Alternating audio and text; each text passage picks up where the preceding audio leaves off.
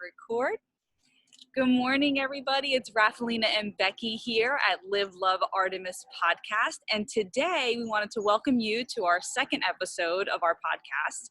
And we are the co-founders of Artemis Real Estate, a Philly-based international real estate company on a mission to create an environment that embodies positivity, empowerment, and excellence through community contribution while serving our clients with love. Yay. Hi, Raph. How you doing? Awesome. I'm here in Newport, Rhode Island. Becky, can you share with everyone sort of why we started this podcast? Yeah, so we created this podcast to really bring together the real estate community and educate, inspire, and serve in all things real estate. So every week we're going to come to you guys with topics of, what we went through during our week and in and around our business. And then, just some education that we can bring to you guys and just help inspire the whole real estate community and all things real estate. Absolutely. So that encompasses, entrepreneurs, investors, buyers, sellers, realtors, really everyone at some point is touched at some way with real estate. So Becky and I wanted to share kind of our wins and our challenges of the week. And then we just wanted to share a topic that's been pretty heavy on our hearts, right, Beck? Something that we really kind of took, a turn for us. So Beck, maybe you want to share a little bit about that topic. Yeah. So, let's go into, I think we should go into our wins for the week. Cause I think I want to start on this awesome positivity, right? Yes. So, do you want to start? No, you go. Okay, I'll go. So I would say my win for this week, because, it was a pretty crazy week for me. I just got back from St. Louis, Missouri. I was in St. Louis for a women in business workshop that Frisella hosted. And it was an incredible, amazing workshop for all women in business. So all different industries. It wasn't just real estate. It was roofing industry, financial services, insurance, web design, social media influencers, fitness. It was across all platforms. And it was so cool to bring together women from all over the United States and to share just our stories of success, inspiration, and to help uplift others. So I came back from that after having a flight delayed and being in the airport for over 13 hours. Everyone knows how that goes, right? So I roll in the door at midnight and on Tuesday night into Wednesday morning, and we had our team photo shoot planned for next day at like 8 a.m. or 7 a.m. I don't know. Yeah. So after going to bed, I'm like, I got 3 hours of sleep. I woke up. I'm like exhausted. And the old me, I would have been like, okay, I didn't get my professional makeup done. Yep. I didn't get my professional hair done. Wait, Becky, you forgot the most important thing. What was the weather like that day? Oh my God. Okay. First, it was like 102 with felt like 115 with the humidity. 90% humidity. Yeah, it was insane. So it was, the old us, we would have canceled. We would have said, totally. Wasn't the perfect day in terms of the weather. My clothes weren't pressed. I didn't even have time to plan my outfits. I literally threw it together as I'm running out the door. And I'm like, you know what? I'm going to wing it. We're going to do it. I know it's going to turn out great. So I get down to Center City, Philly, because I live about 35 minutes away with no traffic. And I get there, and there's Raffaellina already killing it. They already took their photos. We had the perfect spot on top of the Sierra building on the 11th floor, overlooking Center City. It's just incredible. And we ended up taking the pictures, and they turned out phenomenally. Phenomenal. Wait, by the way, guys, let's just, they were taking on Nino's phone, and Nino was not taking no for an answer. She literally was like, I don't care if it's 100 degrees. She had us in blazers. She was like, you are doing this. We're like, okay, Nino. Long pants. We have our hair down. We're dripping sweat. Right. We're touching each other's makeup up and hair. We had no help. It was just us. Okay. No, literally just us. Yeah. Yeah. Phenomenal. And our podcast cover, those were pictures that were taken on that shoot. So we feel that they came out very good, and we hope you guys feel the same way. So that was my big win from the week, is getting those pictures done, not taking no for an answer, not letting, my limiting beliefs in my mind get in my way of, it's not the perfect day because the humidity is bad, or, I wasn't able to get professional makeup done. I had to do it myself, or I wasn't able to get my hair blown out because there's no hair salons open right now in Pennsylvania because of coronavirus. But we did it, and it turned out awesome. And so just roll with it. That was like my new motto. It's just it doesn't have to be and perfect. not aiming for the perfection, which I think has kept us for so long. You know, and just to roll, I'm going to roll right into my win this week based on that, Becky. So for us, and Becky and I, in the last 8 weeks of being partners, we have gotten done what I've been trying to do for the last 4 years. And I keep repeating that because I think it's really important to understand that we aren't aiming for perfection. And there's a difference between pushing and being led. And we really, truly believe that we're being led. We know that God has fully blessed this journey for us. And there are doors that are and opportunities that are opening in ways that we never imagined. So my greatest win this week was the hour that we took, was it 2 hours? I think it was 2 hours. Yeah, it was 2 hours. Yeah. Nino time blocked, and she's phenomenal, by the way. Becky and I are so grateful for her. She's our chief operating officer, originally hired as an admin. And right away we're like, no, you need a title, because we can't even call her an admin. Like, it would actually, you know, and not to knock admins, but she just is superior. And she time blocked us and said, no, we are getting our marketing plan done 8 a.m. We sat on that call till 10 a.m. and we got our 2021 marketing plan done. And when I say marketing plan, I mean, you know, 33 touch, like how we're going to touch our clients, exactly what we're going to do. She had the dates put in the calendar. And I mean, to do that made me feel so accomplished in my vision. It was so clear what was going to happen next year. And how many trainings have we been to, Beck, where someone would say to us, plan your year ahead of time, or have your marketing plan, or have a business plan, and we'd hear it and go in one ear and out the other. Right? And it's not that you don't want to do these things. It's that you legitimately do not have the mind space as an entrepreneur sometimes to set 2 hours aside. I don't have the personal discipline unless I'm doing it with somebody else to be able to set that time aside to be like, you know what? Yeah, I'm absolutely going to set this time aside, and I'm going to get this marketing plan done for the next 12 months, you know, and to see it in that way, in the way that it came together. I mean, ideas that we were like coming up with, and some of the things we can't wait to share with you guys. Like, you know, we, something we're going to be doing soon is our launch event. And should I share with them, Beck, about what we're going to be doing? So we're actually going to do family portraits. We're going to have a photographer come out. We're trying to do it at the barn where Becky has her beautiful horse. Actually, excuse me, my godson, Cowboy. You know, because we just want to bring families together. So we're going to photograph and have our launch event. So although it was work, like, it really just made me feel like, wow, look at what's to come. And these are things that we're putting out there. We don't even know what the measured results of what's to come back from them. So that was truly my greatest win this week. So, but with wins, and there's challenges that came with that too. I mean, it was 8 a.m. My nanny wasn't there that day, right? So we took it from my kitchen table with my daughter. It was 10 months old. And as you can imagine, she didn't understand that we were on a call for 2 hours. So, but we did it. Through those challenges, we got it done. So I'm, you know, really, really grateful for that. And Beck, why don't you tell us your greatest challenge you had for the week? Yeah. So greatest challenge. So Raffaellina and I both flip real estate as well, and we invest in real estate. So I have this flip that I completed around the holidays of last year. And for one reason or another, it just hasn't sold. And it's definitely been a learning lesson, because the property is on 3.1 acres. And not only did the house need a complete everything gutted, but the property itself needed a lot of care and upkeep. And I had never flipped a property that was on a huge lot before. It was always a small little lot.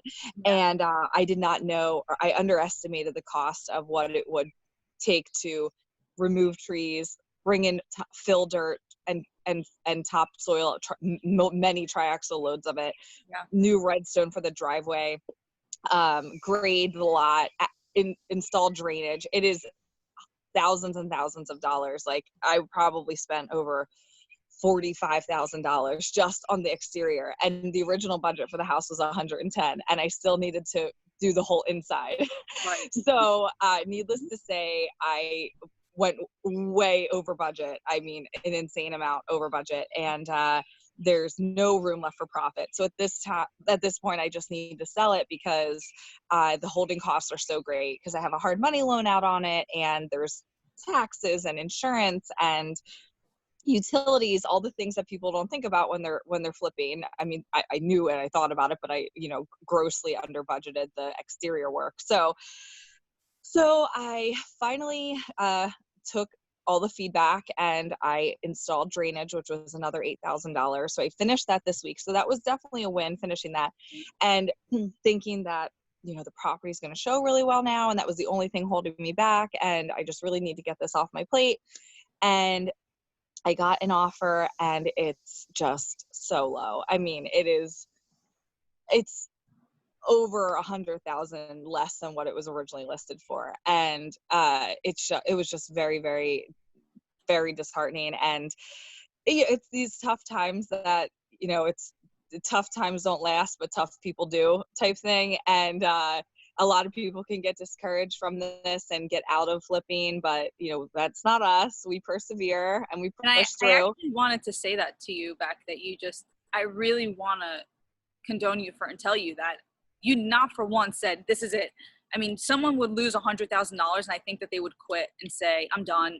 And your thing is like, I learned, I'm moving on. And I think that that's one of the things I'm most grateful for in our relationship as partners is that, I know that if I'm ever having a tough day, you're never going to be like, oof, you should probably just give up. You should probably just throw the hat in and give up. You're always going to tell me it's okay. Mm-hmm.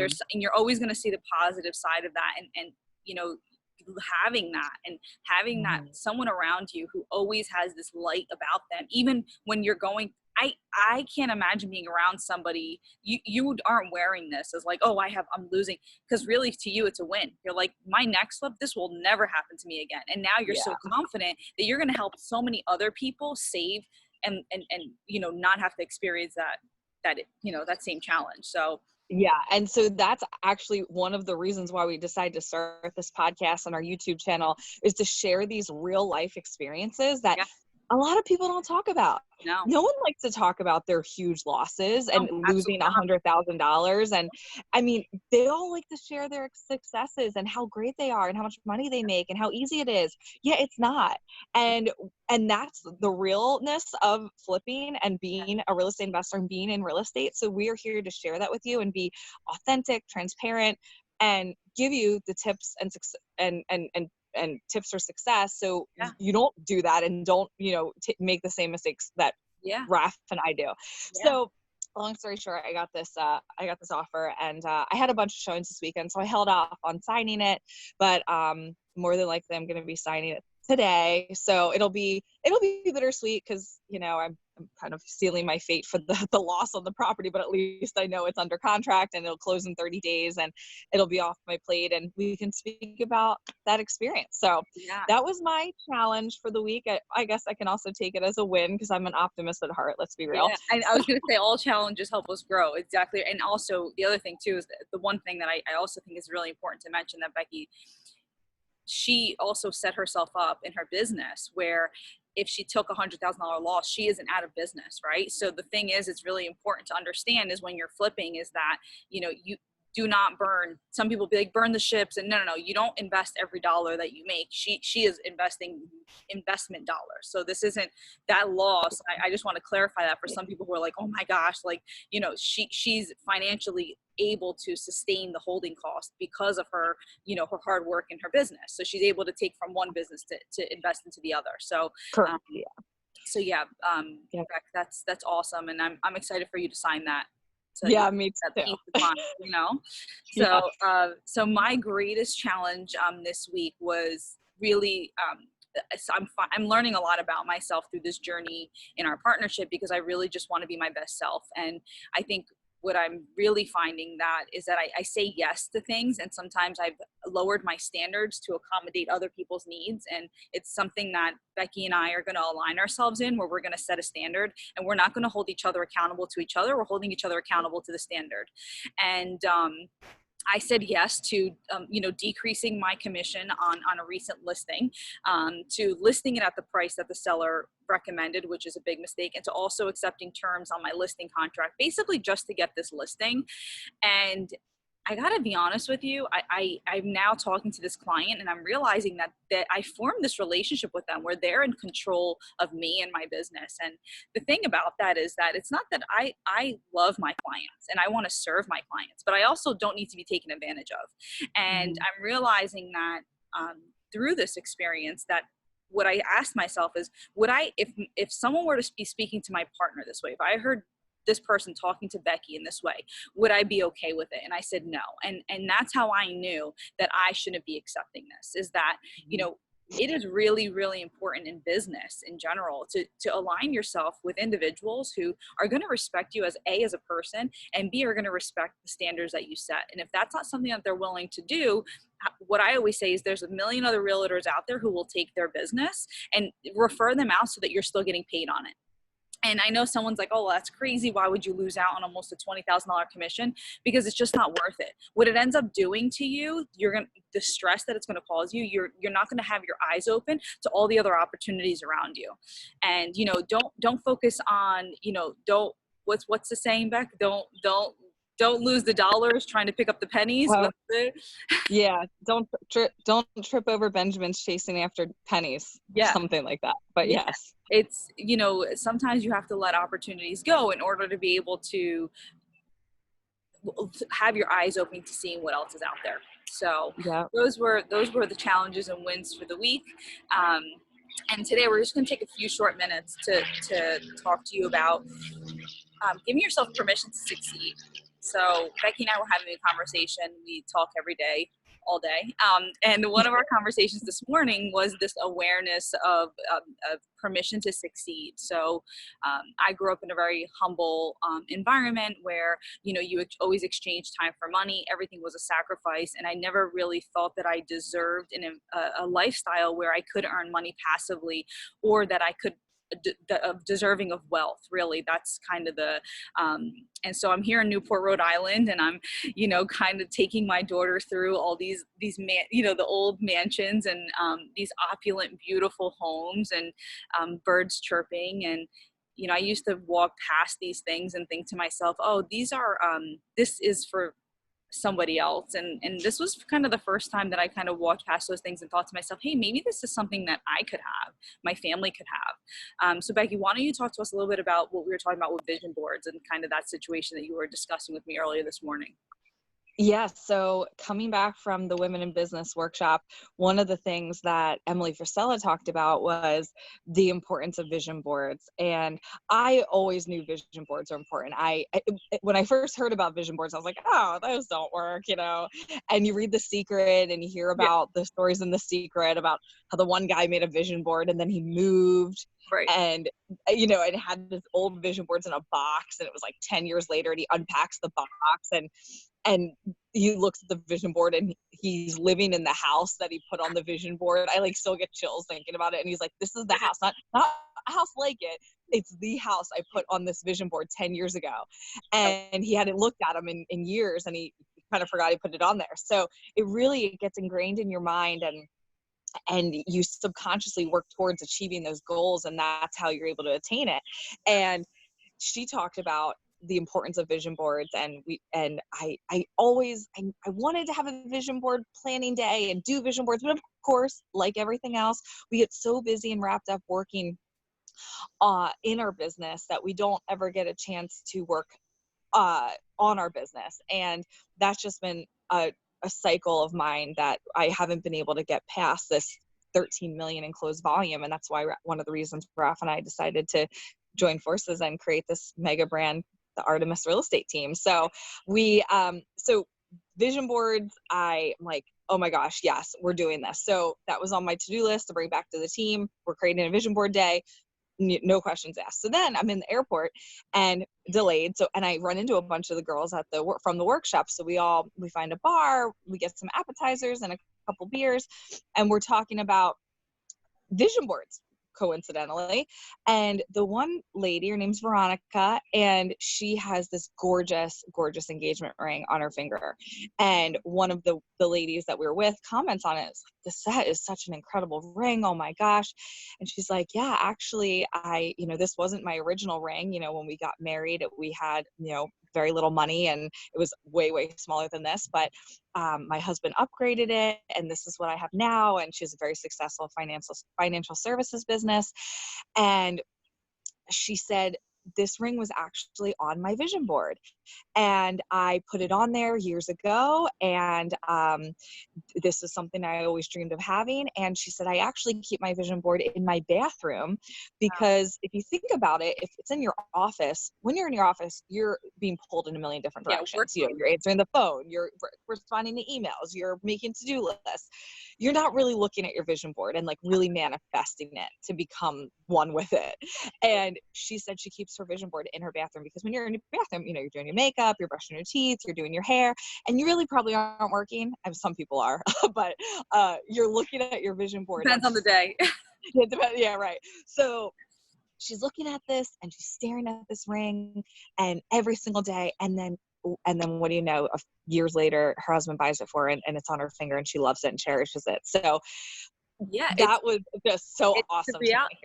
I love like the Bible verse where it talks about how like, if the birds in the sky don't have to worry about what they're going to eat, why wouldn't God provide for his own children? So like there's certain things that I believe are placed in your mind, like certain visions where, our business partnership, some of the things that are going to happen, just being a successful entrepreneur, having certain, and it's not even about the thing. It's not about her wearing the ring. That ring was through her and her husband coming from humble beginnings. And it was almost this pride of like, hey, we earned this together. And I think some people, you don't do it for the things, it's for the journey that it took to get to that thing, Yes. And, I think of my dad, just last year. I mean, my dad's worked 45 years in owning a restaurant. For those of you who own a restaurant, you work 12 hours a day, 7 days a week. It's nonstop. We've all worked in the restaurant business, and my dad got himself a beautiful sports car. And the day that he was going to get it, like he called me and he said, he literally told me he didn't deserve it. And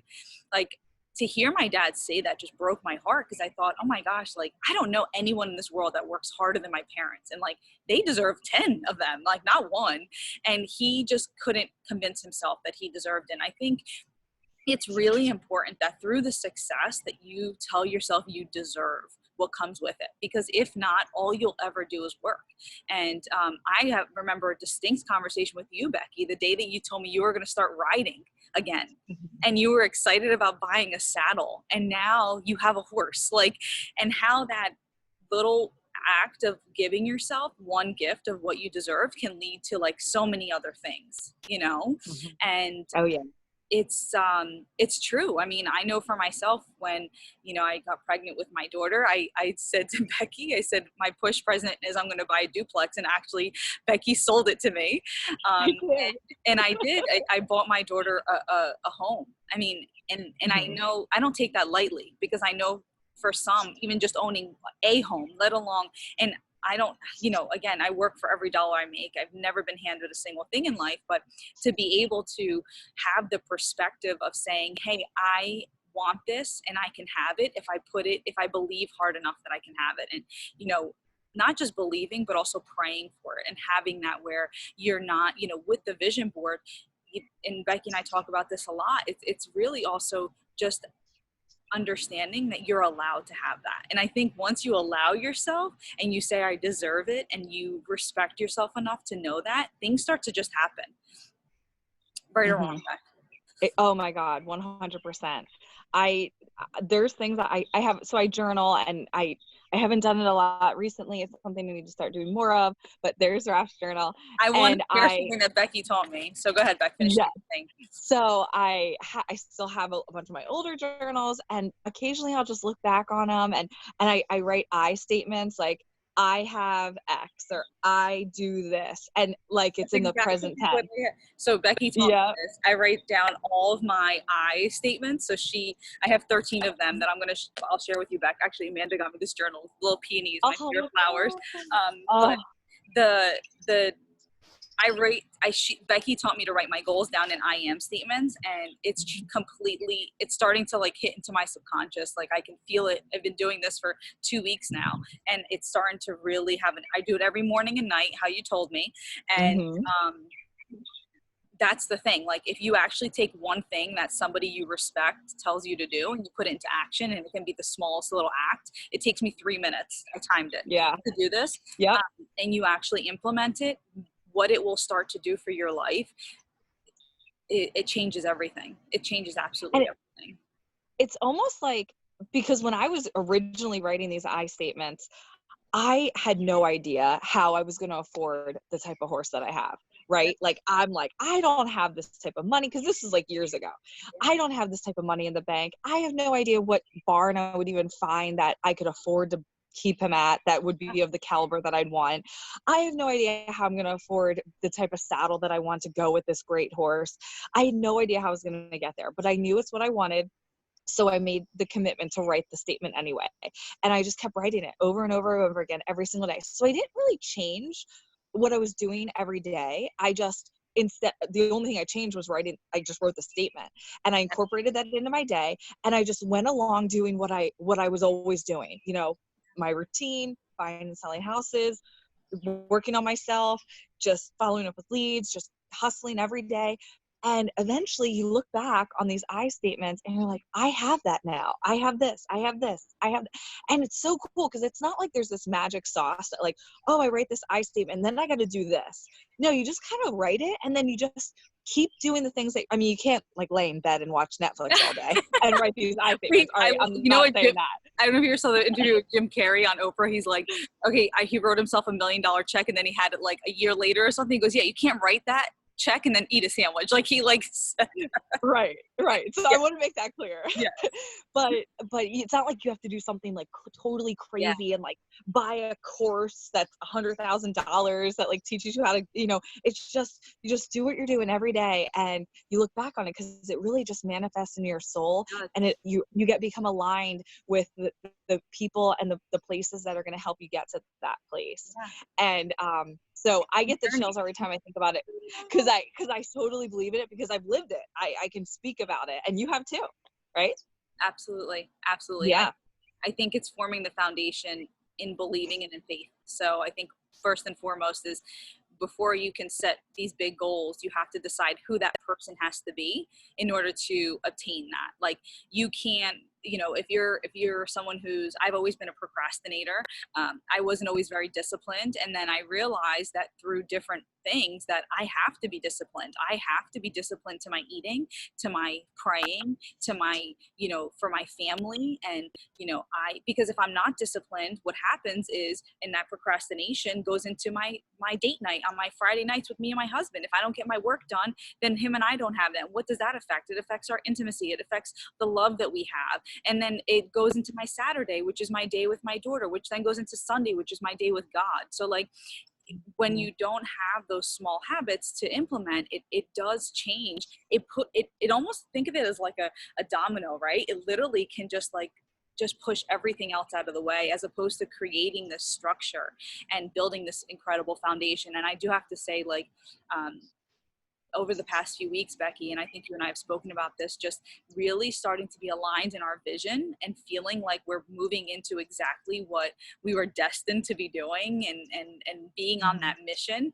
has been beautiful, and living in our God-given gifts. So I just want to say to everyone, whatever it is that's on your heart, whatever that vision, whatever was placed within you, you know, follow it through and just have the faith that it'll happen, and don't be in a rush to get there. Enjoy the process of getting there. Yeah. You know, enjoy the process. That's very important. Yeah. Enjoying the process. Don't ever think, oh, well, when I get to this level of success, or when I have this, or when I have this nicer car, or this better house, or this better wardrobe, or a nicer handbag. Don't think about that. It'll be, you know, think about the journey that you're on and the path that you're walking towards that destination. And that's really what it's all about, is enjoying the journey. 100%. And we just want to wish everyone a beautiful week ahead.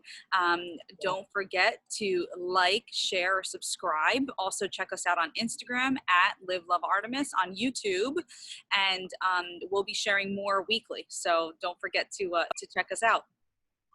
Great. Thanks, everyone. Have a great day. Have a great day.